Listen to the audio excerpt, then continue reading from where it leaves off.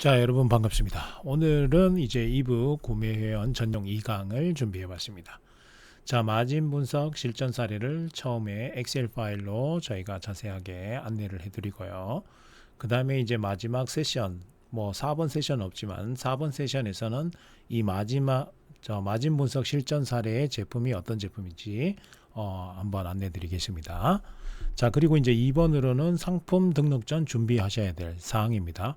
이제 브랜드 등록 해결을 위한 코드 5665 에러 해결, 그 다음에 이제 혹시나 GTIM 바코드를 넣었을 때 이제 문제가 발생할 수 있는 5461 에러에 관해서 간단하게 설명드리고요. 그 다음에 이제 코드 5665 에러, 이제 브랜드 관련된 이런 문제를 해결하고 나면 GTIM 바코드 면제 신청은 금방 하실 수가 있습니다. 자, 그리고 이제 세 번째로는 아마존 일본 브랜드 등록을 할 거냐, 그럼 하면은 일본으로 할 거냐, 미국으로 할 거냐, 비용적인 측면에서 접근 한번 해보겠습니다. 자, 한번 시작해 보겠습니다. 자, 그러면 이제 엑셀 파일을 열어서 제가 지금 실제로 판매하고 있는 제품에 대해서 설명드리고 이제 마진 분석을 이렇게나마 간단하게 하시면 됩니다. 물론 이제 여기서 제가 이제 고려하지 못한 사항은 이제 광고비 투하를 어느 정도 할 거냐, 요 문제가 남아 있긴 합니다. 자, 그러면 이제 상품 구성은 20팩, 60팩, 100팩 세 가지 베리에이션으로 판매를 하고 있고요. 자, 그러면 이제 일본 FBM 같은 경우에는 상품을 배송하기 위한 그 단계까지 우리가 마쳐야 돼요. 그렇게 마치고 나서 이제 3PL 업체에다가 입고를 해야 되겠죠. 자, 그러면 이제 판매 제품 원가는 20팩 기준으로는 4,500원. 이 20팩이 아마존 일본에서 주문이 들어왔을 때 FBM 배송비는 대략 한 600엔 정도 됩니다. 상품 사이즈가 그렇게 크지 않아서 600엔 정도 나오고요. 자, 그럼 지금 이제 100엔당 920원을 기준으로 봤을 때 배송비는 한 5,520원 요 정도 발생합니다. 수출 신고를 하게 되면 지금은 수출 신고가 자동으로 되니까 한 150원 정도 추가된다고 보시면 돼요. 자, 그러면 이제 이 제품이 일본에서 얼마에 판매가 되느냐, 1990엔 받고 있습니다. 자, 그러면 FBM이 있고 일본이기 때문에 그 레퍼럴 피만 빼고는 저희가 다 정산을 받을 수가 있어요. 그 다음에 레퍼럴 피가 10%니까 정산가액은 대략 1791엔 정도 됩니다.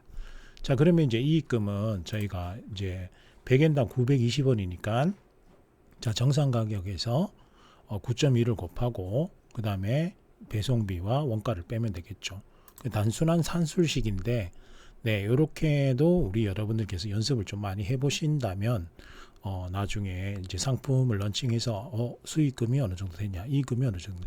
물론 이제 여기서 고려해야 될 사항은 아마존 일본 광고비 정도입니다.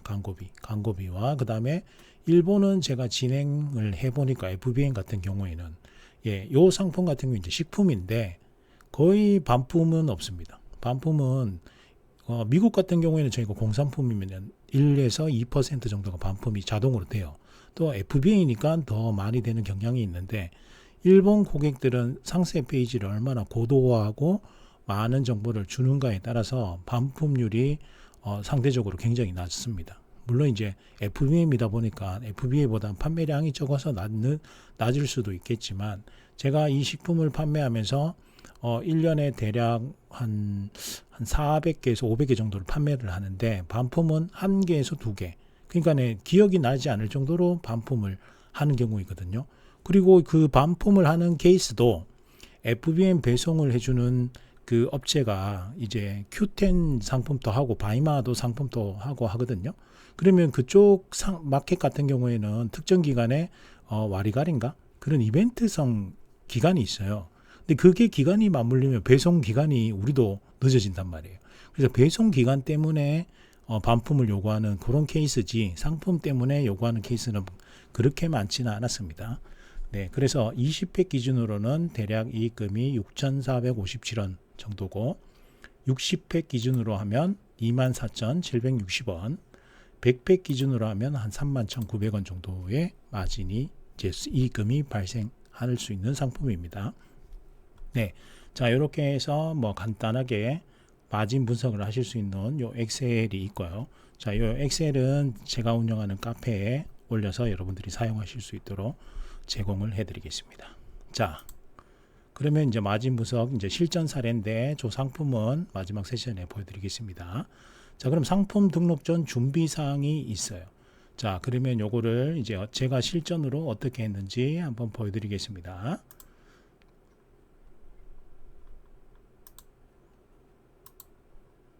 네. 자, 여기 보시면은 제가 상품 브랜드명이 투유모유입니다. 투유모유. 영어로 투유모유. 이 상품을 여러분들께서 이제 브랜드 에러 해결 코드 5665 에러 해결을 위해서 어떻게 진행했는지를 보여드리면, 자, 이제 지원 요청, 그러니까 여기 도움말에서 지원 요청을 받으실 수 있는, 한글로 하셔도 돼요. 상품 셀러 센터럴에서 도움말 들어와서 지원 요청, 그 다음에 상품 개별 등록, 자, 요런 에러 있죠. 조정하는 방법. 자, 그렇게 해서, 자, 이렇게 하면 방법을 알 수가 있습니다. 이 방법은 제가 한 1년 전에 할 때랑 거의 유사한 것 같아요. 우선은 상품 등록을 해야 돼요. 상품 등록을 해서 브랜드명을 적고 나면 케이스를 생성할 수가 있습니다. 그래서 이 지원 케이스에서 바로 생성하는 건 아니고, 자, 여기 보시면은 제가 테스트로 우리 테스트 프로덕트, 그 다음에 이제 상품 유형은 스포츠 구즈, 자, 그 다음에 상품 브랜드명은 뭐 특정하게 이렇게 하시면 되겠죠. 자, 그래도 우리 이제 네이버 카페에서 열심히 글을 작성해 주시는 분의 닉네임 불꽃남자를 내가 브랜드로 해보고 싶다 라고 한다면 불꽃남자를 작성하고, 그 다음에 이제 현재로서는 GTI 바코드는 없겠죠. 이 바코드가 없는 상태에서 판매 신청을 누르게 되면 이제 보십시오. 브랜드 이름 승인이 필수예요. 요 판매 신청을 클릭하게 되면, 자, 불꽃남자에 대한